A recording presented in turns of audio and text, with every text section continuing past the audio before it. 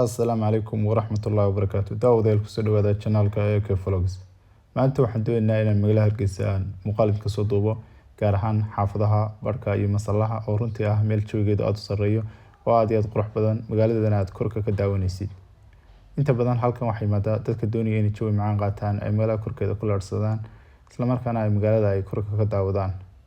Bal muuqaalkan ayaan idin soo duubayaa. Marka hore channelka haddaad ku cusub tahay subscribe saar, haddii kana muuqaalka like saar. aad iyo aad baa mahadsantihiin.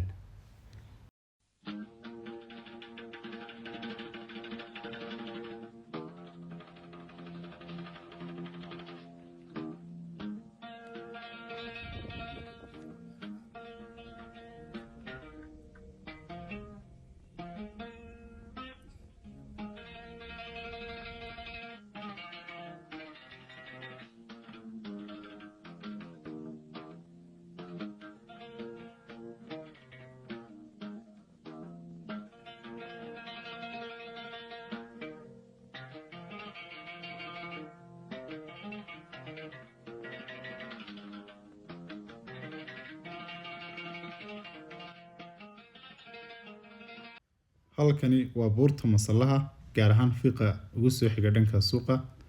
xagga hoose waxay xigtaa xaafadda Siinay. magaalada ayaa si qurux badan aad uga daawan karaysaa.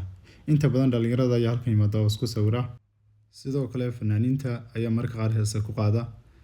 waa goob ammaan ah oo xilli habeenkii iyo xilliga maalintii labadaba wada iman karaysaa. cid wax ku yeelaysa ma laha. waliba meeshan waxa aad u qurux badan tahay xilliyada roobka. ay leedahay jawi aad macaan. xilliyada roobka iyo xilliyada kulaylaha ayay inta badan dadku halkan aad u yimaadaan. bal iminkana waxaan tegaynaa buurta Barka oo runtii iyaduna ah view aad u qurux badan. ayaan insha Allah iyadana muuqaal idinka soo duubaya. halkani waa buurta Barka. waxay ku taallaa xaafadda Barka. dhinaca sarena buurta weyn ayaa ka xigta oo xaafadda loogu magac daray. ciyaal yaryar ayaa ku ciyaaraya. runtii waxay doolinayaan diyaarado iyo waxyaalo yar oo ay ku madadaalanayaan. laakiin goobtani mar bay ahayd goobaha Hargeysa ugu halista badan. kaliya waxay maani jiray qofka dhimanaya iyo qofka wax dilaya. meeshan ayaa waxa caan ku ahayd xilligii Soomaaliya in dadka lagu laayo. maalin walba waxa lagu dili jiray dad aan waxba galabsan amaba aan maxkamad xukumin. inkastoo aan jeclayn inaan mowduuca ka hadlo, laakiin haddana way mudan tahay haddii aynu goobtan nimaadno inaynu dadkaas soo hadal qaadno oo aynu ducayno intii xaq darrada lagu laayay. waxaan leeyahay Ilaahay u naxariisto oo jannatul firdaws al-aala ha ka waraabiyo.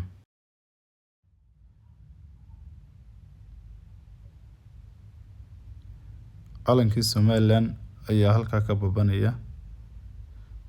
taasina waxay ku muujinaysaa isbeddelka ka jira magaalada Hargeysa, inuu dulmigana dhamaaday, dowlad cusubina ay ka dhalatay. goobtana ay noqotay goob martigelisay dadweynaha magaalada Hargeysa oo ay jawigooda iyo waqtigooda ay ku qaataan iyagoo faraxsan. waayo goobtan cid ma imaan jirin. kaliya wax imaan jiray askar iyo qof la dilayo.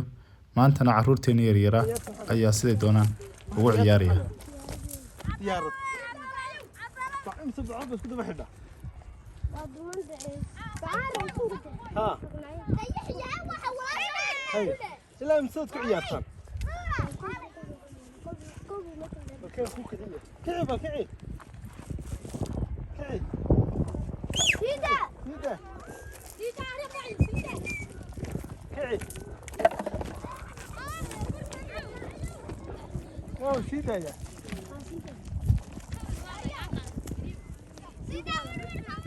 markaad dabayshaad ku kicisaa ka war ilaa mise wax fiican weydiintaa mise waxaan fiicnay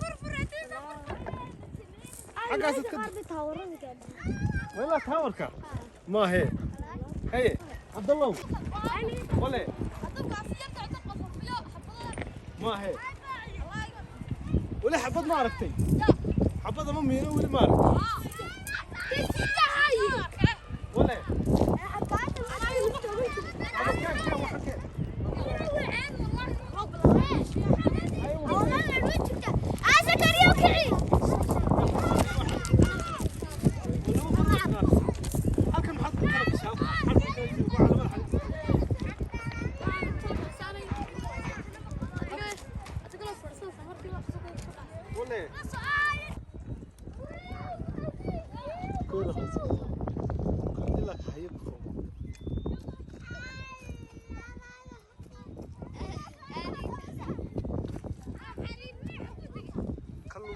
عيارته والله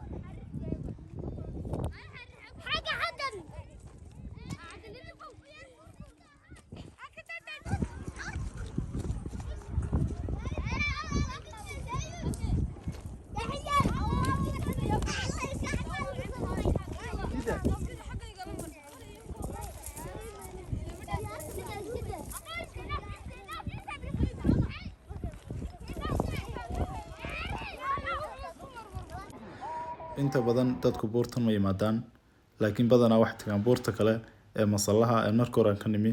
Halkaas inta badan dadku ay tagaan isku soo sawiraan.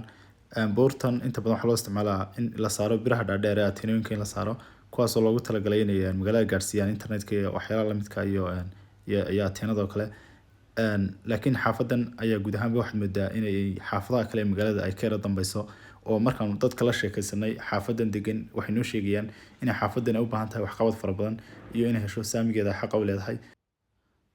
Dowladda hoose waxa shacabkeedu ay ka codsanayaan inay si gaar ah ay il gaar ah xaafadan ku eegaan, laamiyo qurux badan loo dhiso, ma garanaysaa kaabayaasha dowladda ay xaq u leedahay inay hesho.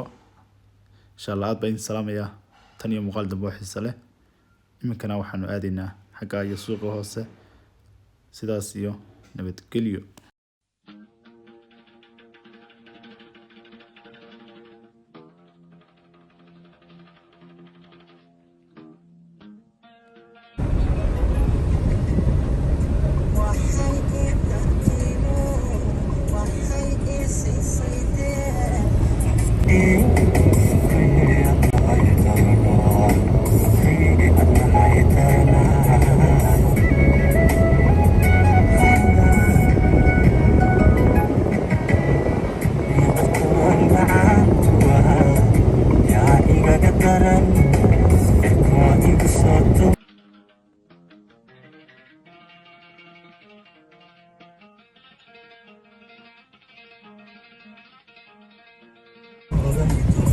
هنا نحن نشبر مون هنا.